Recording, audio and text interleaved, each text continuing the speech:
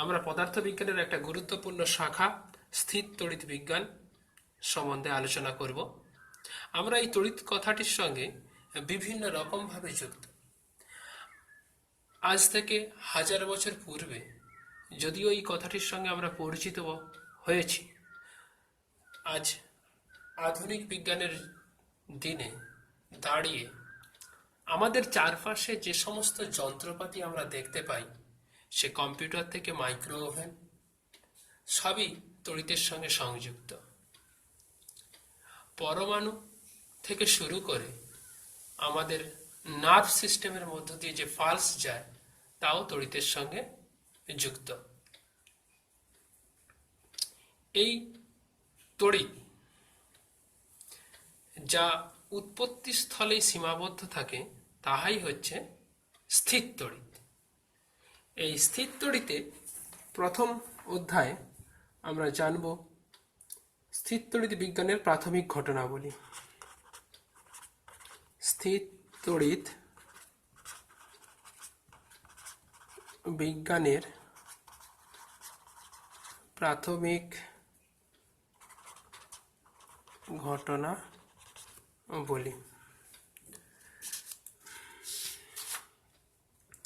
তার আগে আমরা জানতে চাচ্ছি তড়িৎ বল সম্বন্ধে। তড়িৎ বল কি? আমরা ক্লাস 11-এ মহাকর্ষ বল শিখেছি 1/proportional to দূরত্বের স্কয়ার। যদি আমাদের এই বিশ্বে যদি মহাকর্ষ বলের ন্যায় একটা বল যা কয়েক কোটি গুণ শক্তিশালী কিন্তু বিকর্ষণধর্মী হতো, তাহলে আমাদের মহাবিশ্বটা কেমন হতো? তাহলে মহাবিশ্বটা অনন্ত বিস্তৃত একটা গ্যাসীয় পিণ্ড হতো। মনে করা যাক মহাবিশ্বে দু ধরনের কণা আছে। ধরি তাদের একজনের নাম ধনাত্মক কণা, আর একটা হচ্ছে ঋণাত্মক কণা। এদের বৈশিষ্ট্য হচ্ছে আরেকটি ধনাত্মক কণাকে বিকর্ষণ করবে আর ঋণাত্মক কণাকে আকর্ষণ করবে। ঋণাত্মক কণা একটা ঋণাত্মক কণাকে বিকর্ষণ করবে, ধনাত্মক কণাকে আকর্ষণ করবে। তাহলে আমরা বলতে পারি একই ধরনের কণা পরস্পরকে বিকর্ষণ করে আর বিপরীতধর্মী কণা পরস্পরকে আকর্ষণ করে। এখন কোনো একটা বস্তুর মধ্যে যদি এরা এই দু ধরনের কণা সমপরিমাণে থাকে, তাহলে এরা পরস্পরের মধ্যে যে তীব্র আকর্ষণ এবং বিকর্ষণ বল আছে, একে অপরকে প্রশমিত করে দেয়। তাহলে আমাদের মহাবিশ্বটা কেমন হতো? আবারও একবার বলছি, এমন একটা বল যা মহাকর্ষ বলের মতো দূরত্বের সঙ্গে সম্পর্কযুক্ত, কিন্তু মহাকর্ষ বলের তুলনায় কয়েক কোটি গুণ বেশি শক্তিশালী, তাহলে মহাবিশ্বটা কেমন হতো? বলের সাইজের হয়ে যেত মহাবিশ্বটা। আবার ওই বলটা আকর্ষণ ধর্মীর বদলে যদি বিকর্ষণ ধর্মী হতো, দূরত্বের সঙ্গে সম্পর্ক একই, কিন্তু তার শুধু ধর্মটা আকর্ষণের বদলে বিকর্ষণ, তাহলে মহাবিশ্বটা হতো অনন্ত বিস্তৃত গ্যাসীয় গোলক। এখন এই যে আকর্ষণ বল বা বিকর্ষণ বল যাদের মধ্যে কাজ করবে, সেই ধরে নিচ্ছি সেই দু ধরনের কণা, একটা ধনাত্মক কণা আর একটা ঋণাত্মক কণা, একই ধরনের হলে বিকর্ষণ করবে আর বিপরীত ধর্মী হলে প্রশমিত করবে। তাহলে আমাদের বিশ্বটা কেমন হতো? তাহলে কোনো বস্তুর মধ্যে সম পরিমাণ ধনাত্মক ও ঋণাত্মক কণা থাকলে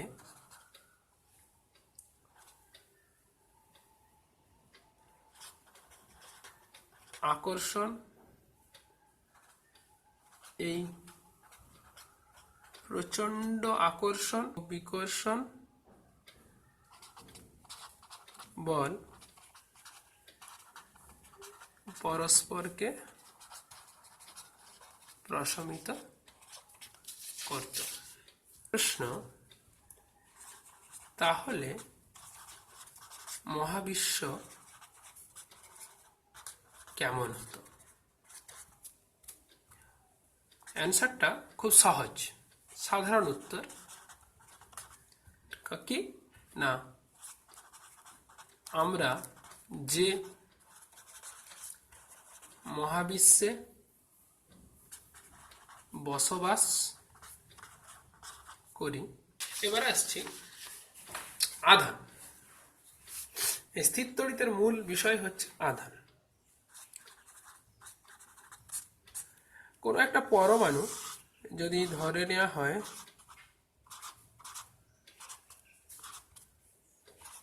এটা হচ্ছে ইলেকট্রন, একে আমরা পরবর্তীকালে ই দিয়ে লিখব। এটা হচ্ছে প্রোটন পজিটিভ, এটা হচ্ছে নিউট্রন। যে কোনো পরমাণুর মধ্যে ইলেকট্রন প্রোটন সংখ্যা হচ্ছে সমান। কোনো কারণে যদি কোনো বস্তু থেকে কোনো একটা বস্তু তাই এই ইলেকট্রন প্রোটন সংখ্যা সমান হয়, এই পরমাণু হয় নিস্তড়িত, এর কোনো তড়িৎ ধর্ম থাকে না। কোনো একটা বস্তুতে যদি একটা ইলেকট্রন এসে প্রবেশ করে তখনই সেই বস্তুটা ঋণাত্মক তড়িৎধর্মী হয়। কোনো একটা বস্তু থেকে যদি একটা ইলেকট্রন বেরিয়ে যায় তখনই বস্তুটা ধনাত্মক তড়িৎধর্মী হয়। প্রোটনের আধানের মান হচ্ছে +1.6 × 10⁻⁻19। ঘর্ষণের দ্বারা আহিতকরণ পশমের সঙ্গে এবোনাইট আর সিল্কের সঙ্গে কাঁচদণ্ড, এদের দিকে যদি পরস্পরকে ঘর্ষণ করা হয়, ঘর্ষণ করলে এটা হচ্ছে যে কাঁচদণ্ড, এটা কাঁচ, এটা হচ্ছে এবোনাইট। এটা হচ্ছে দুটো কাঁচ, এরা দুজনে এবোনাইট। এখন ঘর্ষণের ফলে দেখা যায় এই এবোনাইট এবং কাঁচ দুজনেই তড়িৎগ্রস্ত হয়। কাঁচ, আমরা যদি দুটো কাঁচদণ্ডকে ঘর্ষণ করি তাহলে দুটো কাঁচদণ্ডেই একই ধরনের তড়িৎ উৎপন্ন হবে, এবং সেই তড়িৎ দুটো পরস্পর, সেই কাঁচদণ্ড দুটো পরস্পরকে বিকর্ষণ করছে। এবোনাইটও পশমের সঙ্গে এবোনাইটের ঘর্ষণের ফলে দুটো এবোনাইট দণ্ডেই একই ধরনের তড়িৎ হবে এবং তারা পরস্পরকে বিকর্ষণ করছে। কিন্তু কাঁচ আর এবোনাইট পরস্পরকে আকর্ষণ করছে। তাহলে এ থেকে বলতে পারি কাঁচ এবং এবোনাইটে তড়িৎ ধর্ম হচ্ছে আলাদা। তাহলে এর তড়িৎ ধর্ম হচ্ছে আলাদা। ফ্র্যাঙ্কলিন এই কাঁচদণ্ডের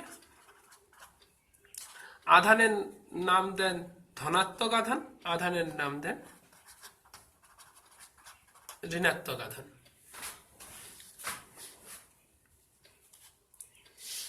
স্থির তড়িৎ শ্রেণী।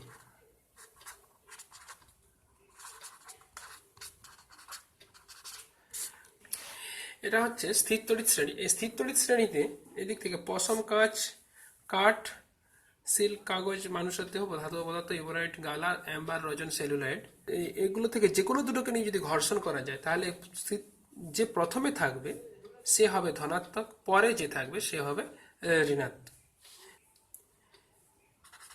দুটি বস্তুকে ঘর্ষণ করলে যার ইলেকট্রনের প্রতি আসক্তি বেশি সেই বস্তুর মধ্যে ইলেকট্রন চলে যাবে, এবং যা থেকে চলে যাবে, দুটি বস্তুকে ঘর্ষণ করলে ঘর্ষণ করলে যার ইলেকট্রনের প্রতি আসক্তি বেশি সেই বস্তুতে ইলেকট্রন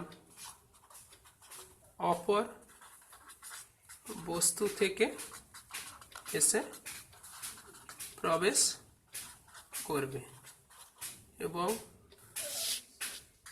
সে হবে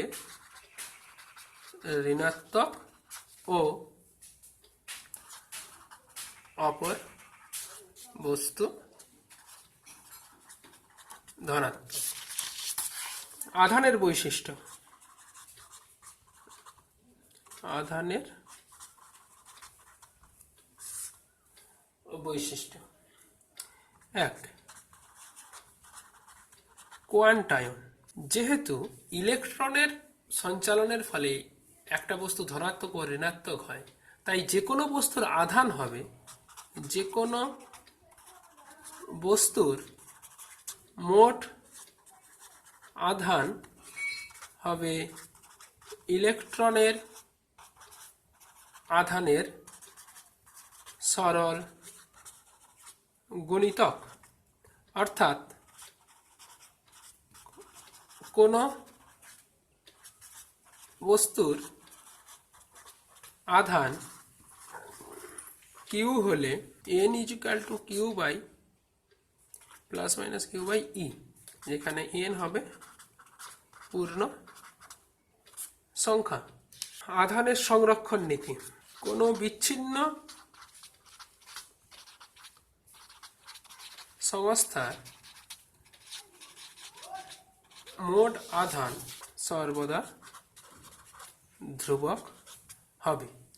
অর্থাৎ একটা বিচ্ছিন্ন সংস্থার এক অংশ থেকে অন্য অংশে আধানের সঞ্চালন হতে পারে, সেখানে আধান তৈরি হতে পারে, একটা এক জায়গায় ধনাত্মক অন্য জায়গায় ঋণাত্মক, কিন্তু পুরো বস্তুটার মোট আধান সর্বদা একই থাকবে। 3 আধানের সংযুক্তকরণ। কোনো একটা বস্তুর মধ্যে বিভিন্ন অংশে যদি Q1 plus Q1 minus Q2 plus Q3 minus Q4, একটা বস্তুর মধ্যে বিভিন্ন অঞ্চলে যদি ভিন্ন ভিন্ন আধান থাকে, তাহলে বস্তুর মোট আধান হবে, মোট আধান = Q1 minus Q2 plus Q3 minus Q4। অর্থাৎ বীজগাণিতিক যোগফল। দ্যাট ইমপ্লাইজ, বলতে পারি, আধান স্কেলার রাশি। পরিবাহী ও অন্তরক। পরিবাহীর মধ্যে থাকে মুক্ত ইলেকট্রন। এই মুক্ত ইলেকট্রনীয় পরিবহনের জন্য ও দায়ী। উদাহরণ হচ্ছে সমস্ত ধরনের ধাতু। এদের মুক্ত ইলেকট্রন থাকে। মুক্ত মিন্স তারা পদার্থের মধ্যে এক জায়গা থেকে অন্য জায়গায় যেতে পারে, কিন্তু বাহ্যিক কোনো সাহায্য ছাড়া এক পদার্থ থেকে তারা বেরিয়ে যেতে পারে না, পদার্থের মধ্যেই ঘোরাফেরা করতে পারে, তাই পুরোপুরি মুক্ত নয়, তবুও এর মুক্ত। অন্তরক যে পদার্থের মধ্যে মুক্ত ইলেকট্রন থাকে না, যেমন কি প্লাস্টিক, কাঁচ ইত্যাদি হচ্ছে যে কি অন্তরক পদার্থের উদাহরণ। এরপর আসবো স্বর্ণপত্র তড়িৎবীক্ষণ যন্ত্র। এটা মূলত একটা কাঁচের তৈরি হয়। এখানে একটা কর্ক থাকে, কর্কের মধ্য দিয়ে ধাতব রন্ধ্র, তাতে সোনার পাত থাকে। এটা একটা ধাতব চাকতি, এখানে দুটো টিনের পাত থাকে, এখানে একটা পোর্সেলিনের বাটি যাতে ক্যালসিয়াম। ইহা মূলত ব্যবহার করা হয় তো আধানের প্রকৃতি, পরিবাহী বা পরিবাহী ও অন্তরকের মধ্যে পার্থক্য করতে স্বর্ণপত্র তড়িৎবীক্ষণ যন্ত্র ব্যবহার করা হয়। আধান পরীক্ষক, এটা একটা ধাতব চাকতি, এটা হচ্ছে হ্যান্ডেল, এটা হচ্ছে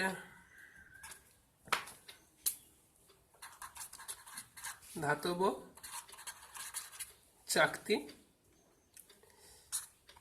এটা হচ্ছে অন্তরক দণ্ড, অন্তরক পদার্থ দিয়ে তৈরি একটা দণ্ড। এটা মূলত আধান পরীক্ষা করবার সময় যখন কোনো বস্তুকে স্বর্ণপত্র তড়িৎবীক্ষণ যন্ত্রের কাছে নিয়ে যাওয়া যায় না, তখন এই আধান পরীক্ষকের সাহায্য নেওয়া হয়। আবেশ, কোনো আহিত বস্তুর উপস্থিতিতে একটা অনাহিত বস্তু তার সামনের প্রান্তে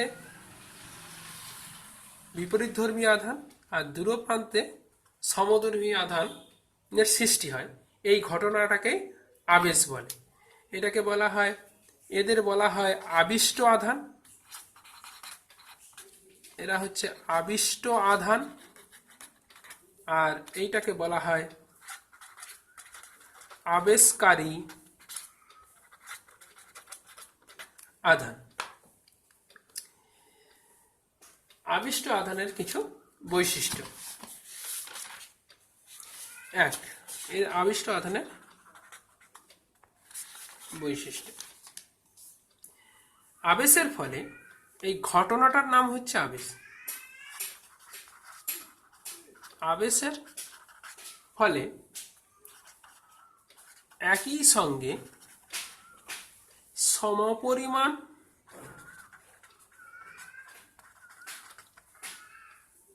বিপরীতধর্মী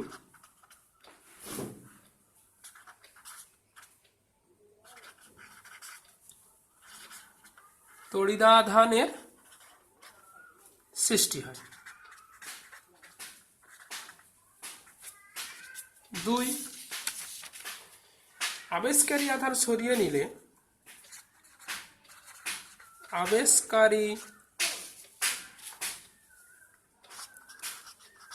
আধান সরিয়ে নিলে আবিষ্ট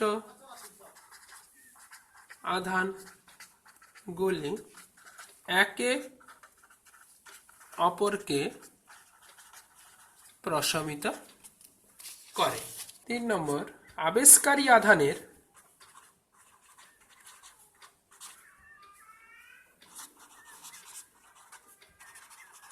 সামনের আধানকে বদ্ধ আধান ও দূরবর্তী আধানকে মুক্ত আধান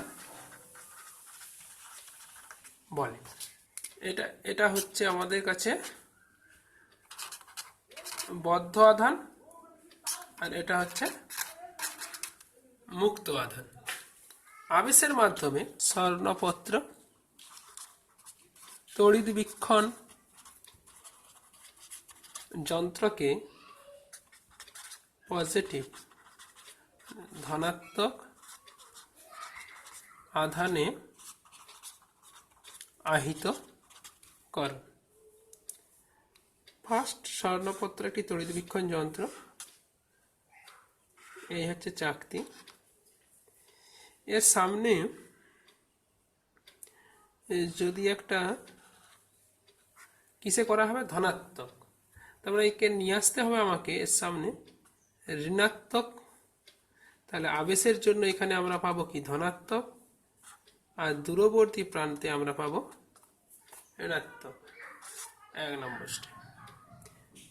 দ্বিতীয়ত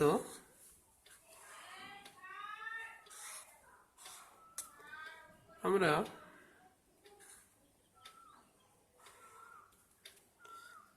আবেশকারী আধানকে সামনে রেখেই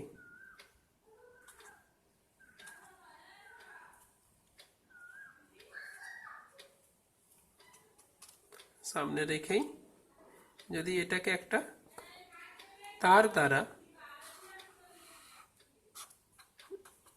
গ্রাউন্ডের সঙ্গে যুক্ত করে দেওয়া যায়, তাহলে যে মুক্ত আধান আকর্ষণের জন্য এই বদ্ধ আধান সামনে রয়ে যাবে, আর মুক্ত আধান ভূপৃষ্ঠে চলে আসবে। তখন এখানে যেহেতু আধান না থাকার ফলে এই পাত দুটো একই জায়গায় এসে দাঁড়িয়ে যাবে, এদের মধ্যে বিস্ফোরণটা কমে যাবে, কারণ এখানে কোনো আধান নেই। এই আধান থাকার সময় এরা পরস্পরকে বিকর্ষণ করে, তাই এরা বিস্ফারিত অবস্থায় থাকে। এরপর তৃতীয়ত যদি আমি এটাকে সামনে রেখেই, পজিটিভটাকে রেখেই যদি আমরা আবেশকারী আধানকে রেখেই আমরা এই তারটাকে কেটে দেওয়া হয়, তাহলে এই বিস্ফোরণের কোনো পরিবর্তন হয় না। এবারে এটাকে যদি সরিয়ে নেওয়া যায়, তাহলে দেখা যাবে এটা 2, এটা 3, এটা 4th স্টেপে দেখা যাবে যে এই বদ্ধ আধানটি সমগ্র যন্ত্রটিতে ছড়িয়ে গেছে, ফলে স্বর্ণপত্র তড়িৎবিজ্ঞান যন্ত্রটি এখন ধনাত্মক আধানে আহিত। আধান সর্বদা পরিবাহীর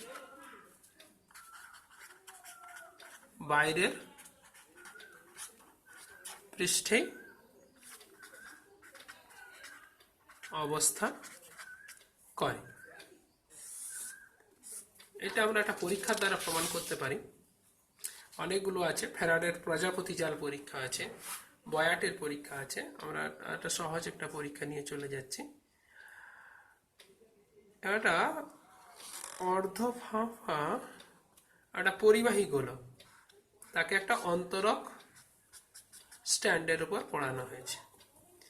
একে কিছু পরিমাণ চার্জ দেওয়া হলে, চার্জ দেওয়ার পর তাকে যদি আধান পরীক্ষকের সাহায্যে, এটা মনে করা যাক একটা আধান পরীক্ষক, এই আধান পরীক্ষকের হাতলে ধরে, অন্তরে হাতলে করে ধরে ভেতরে স্পর্শ করিয়ে একে যদি স্বর্ণপত্র তড়িৎবিজ্ঞান যন্ত্রে স্পর্শ করানো যায়, স্বর্ণপত্র তড়িৎবিজ্ঞান যন্ত্র এই আধান পরীক্ষকটিকে নিয়ে যদি স্বর্ণপত্রের এখানে স্পর্শ করানো যায়, তাহলে সেই আধান পরিবহনের মাধ্যমে স্বর্ণপত্র পর্যন্ত আসবে এবং স্বর্ণপত্রে বিস্ফারিত হবে।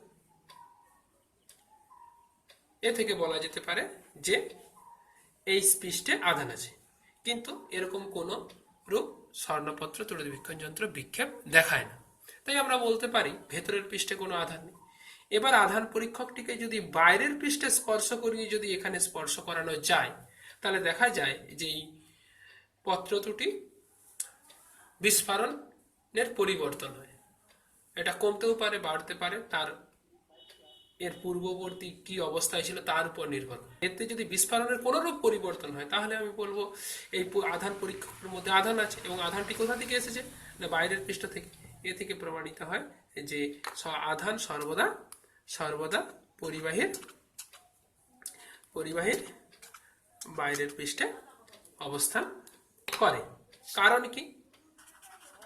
কারণ সম আধান পরস্পরকে বিকর্ষণ করে, ফলে তারা বেশি দূরে যেতে চায়, এবং ভেতরের পৃষ্ঠ অপেক্ষা বাইরের পৃষ্ঠের ক্ষেত্রফল, ভেতরের পৃষ্ঠ অপেক্ষা বাইরের পৃষ্ঠের ক্ষেত্রফল বেশি।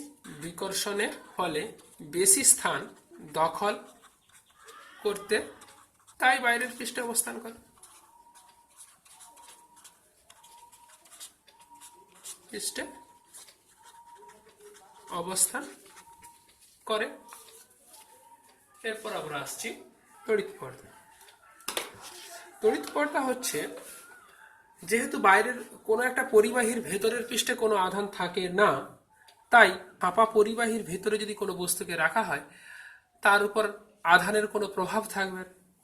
তাহলে এই বাইরের এই ব্যবস্থাটিকে বলা হবে কি? তড়িৎ পর্দা। পরিবাহী পৃষ্ঠে আধানের বন্টন। পরিবাহী পৃষ্ঠে আধানের বন্টন। মনে করা যাক এর একটা পরিবাহী একটা বস্তু যার একটা ছোট্ট ক্ষেত্রফল ডিএস ক্ষেত্রফল। এই ডিএস ক্ষেত্রফলে ডিকিউ পরিমাণ আধান আছে। তাহলে ডিএস ক্ষেত্রফলে আধান ডিকিউ, তাহলে একক ক্ষেত্রফলে আধান ডিকিউ বাই ডিএস, এটাকে বলা হয় সিগমা, যা আধানের তলমাত্রিক। এই সিগমাকে বলা হবে আধানের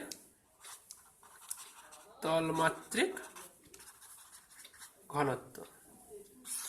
মনে করা যাক আর ব্যাসার্ধের গোলকে কিউ আধান আছে, তাহলে সিগমা ইজিক্যাল টু আধান বাই ক্ষেত্রফল, কিউ বাই ক্ষেত্রফল মানে 4 pi R square, that proportional to 1 by R এর হোল স্কোয়ার। 1 বাই আর কে বলা হয় তলের বক্রতা, অর্থাৎ আধানের তলমাত্রিক ঘনত্ব তলের বক্রতা বর্গের সমানুপাতিক। একটি সুষম গোলকের সমস্ত অংশেই বক্রতা একই, তাই আধানের তলমাত্রিক ঘনত্ব সর্বত্র ধ্রুবক। কিন্তু অন্যদের ক্ষেত্রে তা নয়, যা চিত্রের মাধ্যমে দেখানো হলো। এই কর্নারগুলো এখান এই অঞ্চলটার সব বক্রতা সমান, তাই এখানে তলমাত্রিক ঘনত্ব সমান, কিন্তু এই অঞ্চলের বক্রতা ব্যাসার্ধ কম কিন্তু বক্রতা বেশি। আর যত কম হবে 1 বাই আর এর মান তত বেশি হবে, তাহলে আর কম বক্র, তাই এখানটা তলমাত্রিক ঘনত্ব বেশি। যেমন এইটার ক্ষেত্রে এই অংশটা সূচি মুখের কাছে বক্রতা ব্যাসার্ধ কম, তাই বক্রতা হবে সর্বোচ্চ বেশি, তাই আধানের তলমাত্রিক ঘনত্ব হবে সর্বোচ্চ বেশি। এরপর আসছি আমরা পরিবাহীর সূচি মুখের ক্রিয়া। এরকম যদি কোনো সূচি মুখ থাকে তাহলে আধানের তলমাত্রিক ঘনত্ব বেশি। এখানে দুটি ঘটনা ঘটে। এক, সূচি মুখে অন্য স্থানের তুলনায় তলমাত্রিক ঘনত্ব বেশি, আবেশের ফলে বায়ুতে বিপরীত আধান আবিষ্ট হয়। 2, তা সূচিমুখ দ্বারা আকৃষ্ট হয়ে পুনরায় বিকর্ষিত হয়, ফলে সূচিমুখ দিয়ে আধানের ক্ষরণ হয়। কেননা সূচি যে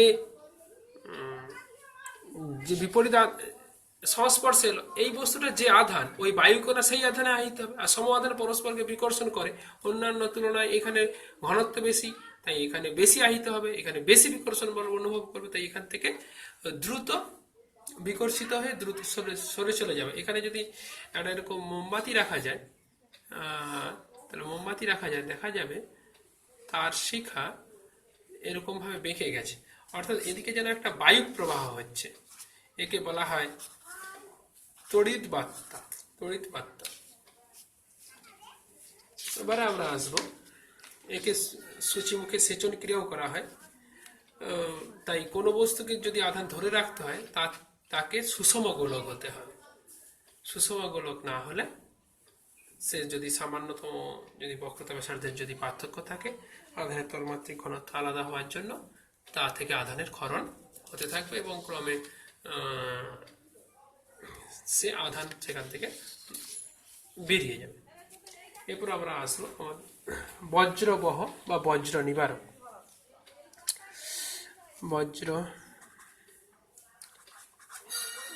বজ্রবহ বা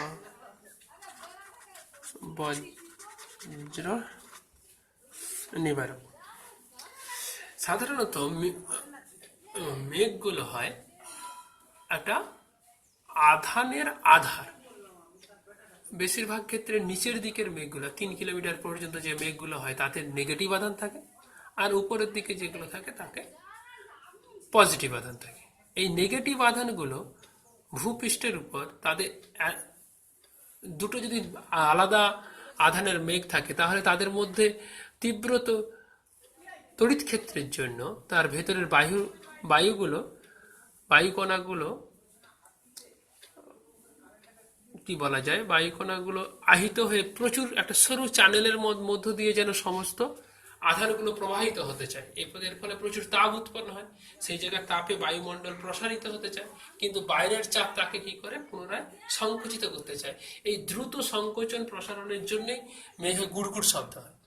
এখন এই মেঘগুলোতে আধানের পরিমাণ এত বেশি থাকে যে তারা ভূপৃষ্ঠেও আবেশ সৃষ্টি করতে পারে। যেগুলো সাধারণত উঁচু গাছ বা উঁচু বাড়ি, তাতে আবেশের ফলে এত বেশি আধান আবিষ্ট হয়। তাই মেঘের আধান ওই আবিষ্ট আধানের মধ্যে একটা তীব্র তড়িৎ ক্ষেত্র সৃষ্টি হয়, যার ফলে তড়িৎ মোক্ষণ হয় এবং সেটাই হচ্ছে বজ্রপাত। এই বজ্রপাত এড়াবার জন্য ব্যবহার করা হয় বজ্রবহ বা বজ্র নিরাময়। এটাকে কি উঁচু বিল্ডিং এর ওপর কিছু সূচালো মুখযুক্ত পরিবাহের উপর দিয়ে ত্রিশূল টাইপের সূচালো মুখযুক্ত কোনো কিছুকে রেখে তাকে একটা সুষম তামার তার দিয়ে যোগ করে মাটির ভিতরে পাতটাকে মাটির নিচে আন্ডারগ্রাউন্ডে রেখে দেওয়া হয়। এখন উপরের মেঘে যদি পজিটিভ আধান থাকে তাহলে এখানে কি হবে, নেগেটিভ আধান হবে। পাতটা দূরবর্তী প্রান্তে পজিটিভ আধান হবে। যেহেতু এটা মুক্ত আধান তাই মাটির সঙ্গে সংস্পর্শে নিউট্রালাইজ হয়। এখানে আধানের তলমাত্রিক ঘনত্ব বেশি, তাই এখানে যে বায়ুকণাগুলি আছে তারা এই সূচিমুখের সংস্পর্শে এসে নেগেটিভ আধানে আহিত হবে। তারা এই উপরের মেঘ দ্বারা তীব্রভাবে আকৃষ্ট হবে এবং আকৃষ্ট হয়ে সেই মেঘের মধ্যে নেগেটিভ আধান নিয়ে প্রবেশ করবে এবং নেগেটিভ আধান নিয়ে প্রবেশ করলে ওই মেঘের আধানকে কিছুটা হলেও কমিয়ে দেবে। এইভাবে এই ঘটনাটা ক্রমাগত চলতে থাকে এবং বজ্রপাতের সম্ভাবনাটা কমতে থাকে। এই হচ্ছে বজ্র নিবারক। আমরা ভালো বজ্রপাতের সময় নিরাপদ স্থান হচ্ছে বাড়ির মধ্যে। কখনো গাছতলায় দাঁড়ানো উচিত নয়, কারণ গাছতলাতে গাছ উঁচু হলে সেখানে বজ্রপাত পড়ার সম্ভাবনা বেশি থাকে। এবারে আমরা এই চ্যাপ্টারটাকে আর একটু ভালো করে বুঝবার জন্য আমরা গোটা 2-3 প্রবলেম করে নেব। প্রথম প্রবলেম আসছে 3.11 গ্রাম টুকরো একটা তামার টুকরোতে মোট আধান ধনাত্মক বা ঋণাত্মক আধান কত তা নির্ণয় করতে হবে। তামার দেওয়া আছে পারমাণবিক ভর 29 আর পারমাণবিক ভর হচ্ছে 63.5। তাহলে তামার টুকরোতে মোট ধনাত্মক বা ঋণাত্মক কেন বলছে, ধনাত্মক আধানের জন্য দায়ী হচ্ছে তার প্রোটন আর ঋণাত্মক আধানের জন্য দায়ী হচ্ছে ইলেকট্রন। তার মানে যতগুলো প্রোটন আছে সেই প্রোটনের মোট আধানটাই হবে ওই তামার টুকরোর মোট ধনাত্মক আধান। বা আমি বলতে পারি ওই তামার টুকরোতে যতগুলো ইলেকট্রন আছে তাদের মোট আধানই হবে ওই টুকরোটার মোট ঋণাত্মক আধান। তাহলে কিভাবে, প্রথম স্টেপে আমাদের কি নির্ণয় করতে হবে, প্রথমে আমাদেরকে নির্ণয় করতে হবে যে ইলেকট্রন সংখ্যা বা প্রোটন সংখ্যা। প্রোটন সংখ্যা পাবো কি করে, আমরা জানি পারমাণবিক ভর 63.5 গ্রামের মধ্যে 63.5 গ্রাম তামাতে পরমাণু সংখ্যা কত, পরমাণু সংখ্যা হচ্ছে অ্যাভোগাড্রো মানে 6.022 ইন্টু 10⁻23t। তাহলে 3.11 গ্রামে তামাতে পরমাণুর সংখ্যা হবে কত?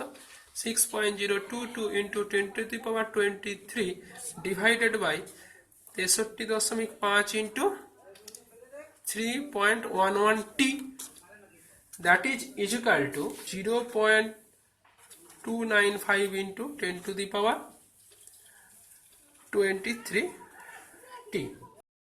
তামার পরমাণু ক্রমাঙ্ক 29, তার মানে একটা পরমাণুতে প্রোটন আছে 29টি বা ইলেকট্রন আছে 29টি। তাহলে প্রোটন সংখ্যা কত? প্রোটন সংখ্যা দ্যাট ইজ 0.295 ইন্টু 10⁻23 ইন্টু 29। তাহলে মোট ধনাত্মক আধান কত? তাহলে মোট ধনাত্মক আধান হবে, তাহলে মোট ধনাত্মক আধান ইকুয়ালস টু কত? 0.295 ইন্টু 10⁻23 ইন্টু 29 ইন্টু 1. একটা এই প্রোটনের আধান কত? 1.6 into 10⁻−19 coulomb, that is equal to কত দাঁড়াবে? এটা করলে দাঁড়াবে 13.6 ইন্টু, তোমরা চেক করে নেবে, 13.6 ইন্টু 10⁻4 কুলম্ব। তাহলে বা ঋণাত্মক কত হবে? না মাইনাস এত কুলম্ব, কারণ যতগুলি প্রোটন ছিল ততগুলোই কি? ততগুলোই ইলেকট্রন ছিল। This final answer. নেক্সট একটি পরিবাহী গোলক এ, এই যে মনে করো এ, অপর একটি ফাঁপা পরিবাহী গোলক বি এর অভ্যন্তরে, এটা হচ্ছে ফাঁপা, তার বি এর অভ্যন্তরে অবস্থান করে। Q1 আর Q2 আধান যথাক্রমে ও বি গোলক দ্বয়কে দেওয়া হলো। আচ্ছা, এই এতে আছে Q1 আর এই ফাঁপা গোলকটা, বাইরের গোলকটাতে আছে Q2। নিচের সঠিক উত্তরগুলো নির্বাচন করো। তাহলে ফাঁপা গোলক এগুলো পড়বার আগে একটু বুঝে নিই। তাহলে এই যে Q1, এটা নিরেট হোক আর ফাঁপাই হোক, এটা যেহেতু পরিবাহী গোলক, তাহলে Q1 কোথায় কোথায় কাজ থাকবে? এই বাইরে থাকবে। আচ্ছা, Q2 কোথায় থাকবে? Q2 যদি পজিটিভও ধরে নিই, তাহলে ফাঁপা গোলক আধান সবসময় পরিবাহীর বাইরের পৃষ্ঠে থাকে, তাহলে Q2 কোথায় থাকবে? বাইরে থাকবে। আর কি ঘটনা ঘটবে? না এই Q1 এখানে আবেশ করবে, তাহলে Q1, তাহলে এই বড় গোলকের এইটা যদি Q1 হয়, তাহলে এখানে আবেশ হবে কত? প্লাস Q1, আর এখানে কত হবে? Minus Q1। আগে থেকে ছিল কত? Q2। তাহলে এবার অপশন পড়া যাবে। তাহলে এ গোলকের বাইরের পৃষ্ঠে Q1 আধান থাকবে। হ্যাঁ, এ গোলকের বাইরের পৃষ্ঠে Q1 আধান থাকবে, তার যা আধান তো বাইরের পৃষ্ঠেই থাকবে, তাহলে এটা ঠিক।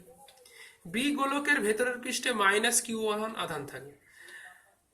ও এটা প্লাস কিউ, সরি, এটা তার মানে এটা মাইনাস হবে, সরি এটা ভুল বলা হলো, এটা হচ্ছে মাইনাসই হবে, কারণ এটা যদি প্লাস হয় তাহলে এর বিপরীত হচ্ছে মাইনাস Q1 আর বাইরে হবে প্লাস Q1।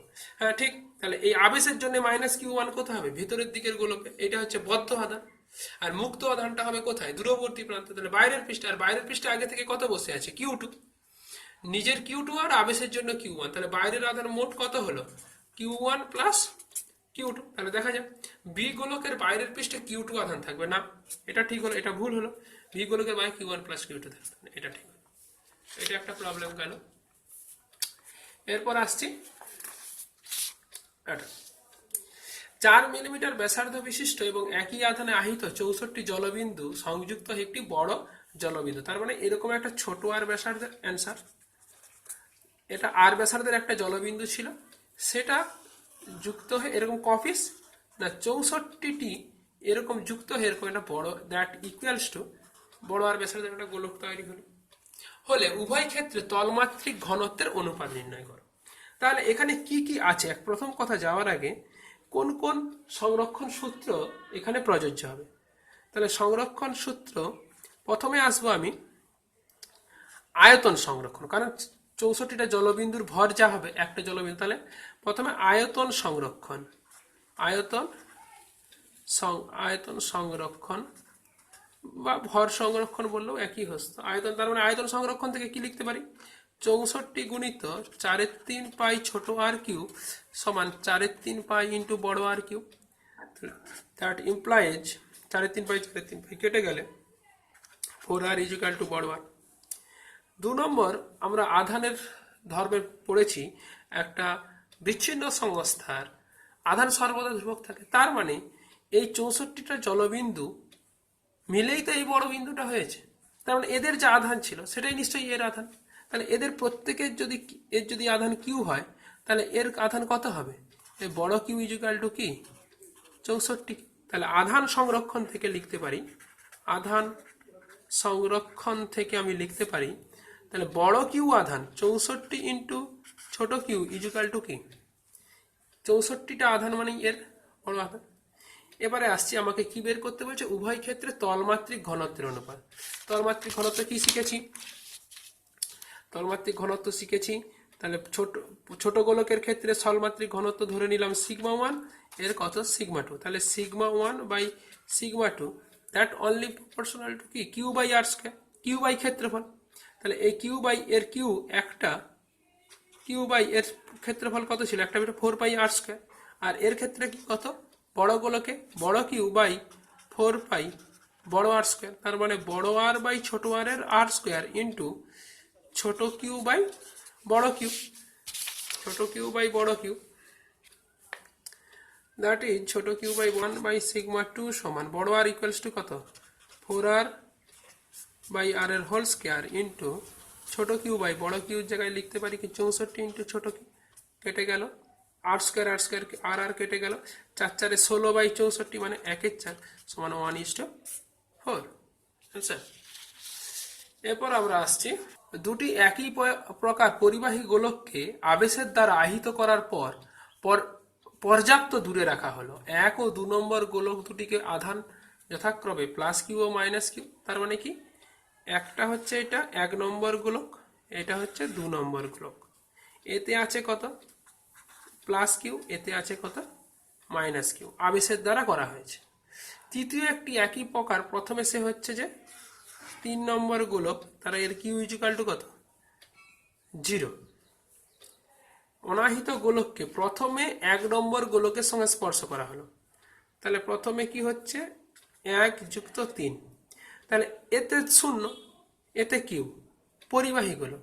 তাহলে এরা কি করবে? এই আধানটাকে সমানভাবে বন্টিত করবে। তার মানে 1 যুক্ত 3 করে স্পর্শ করার পর আবার পৃথক করা হয়েছে। পৃথক করলে তার মানে দুজনের মধ্যে সমানভাবে বন্টিত হওয়ার পর হাফ করলে এতে অর্ধেক, এতে অর্ধেক। তার মানে 1 নম্বর গোলকে থাকবে, 1 নম্বর গোলকে থাকবে কিউ বাই 2, আর 3 নম্বর গোলকেও থাকবে কত? Q by 2। কারণ আধান সংরক্ষণ কি বলছে? এদের সংযোগের আগে মোট কিউ, তাহলে সংযোগের পর কত হবে? মোট কিউ। আচ্ছা, এনে তারপর গোলক 2 এর সঙ্গে স্পর্শন পুনরায় পৃথক। এবারে কেস কি? এবারে পুনরায় 2 যুক্ত 3 করা হলো। আচ্ছা, 2 এর আধান আগে থেকে কত ছিল? Minus Q. এটা করলে তাহলে মোট আধান কত হচ্ছে? এটা করলে মাইনাস কিউ প্লাস 3 এর আধান কত? Q by 2, that is minus Q by 2। সেই মাইনাস কিউ বাই 2 আবার কি হবে? 2 যুক্ত 3 এর মধ্যে কি হবে? সমানভাবে ভাগ হলে, তাহলে সমানভাবে ভাগ হলে তাহলে 2 নম্বর গুলোকে হবে মাইনাস কিউ বাই 4, আর 3 নম্বর গুলোকেও হবে মাইনাস কিউ বাই। পরে নেক্সট চ্যাপ্টার শুরু হবে।